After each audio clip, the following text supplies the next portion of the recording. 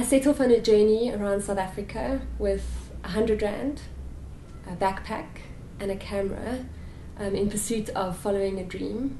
And the dream was about collecting stories of South Africans that we don't read about in our mainstream media. And the reason for the 100 rand has evaded me. I don't know why that was part of the dream. I think maybe people relate to having money. So if I said I did it with no money, perhaps that was the reason for that. I actually returned with 142.51 rand. So I know it's questionable, but I think it's for me it's a sign of that Ubuntu does exist in our society, and the return on investment for me was not financial. It was definitely emotional and having Ubuntu connections and ties with families. 150 families took me into their homes from 16 different cultures in 114 of our towns, spread across all 9 provinces.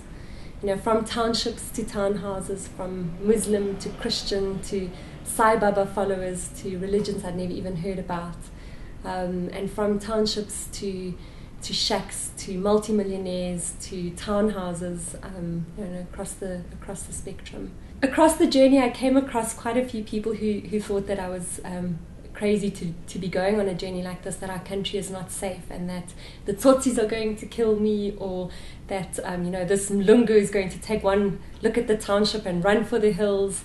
And I think that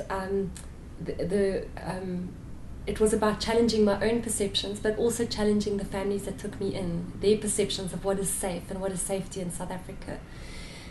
One of the families that took me into their homes is the Pillay family in Verulam. And this woman actually phoned me after a radio interview, and she said, "You're mad. You're absolutely mad. I told my husband and my mother about you, and I said, this woman is mad. She's so mad, I have to phone her." And she used the word mad about 20 times in a 1-minute conversation. And she said, "Where are you? I'm coming to pick you up." And by the time that I'd left, she said to me that she still thinks that I'm mad, but she thinks that it would have been mad for me not to have gone on this journey, because she could see how it had spoken to me. And then also realizing that we never would have met if I hadn't gone on the journey.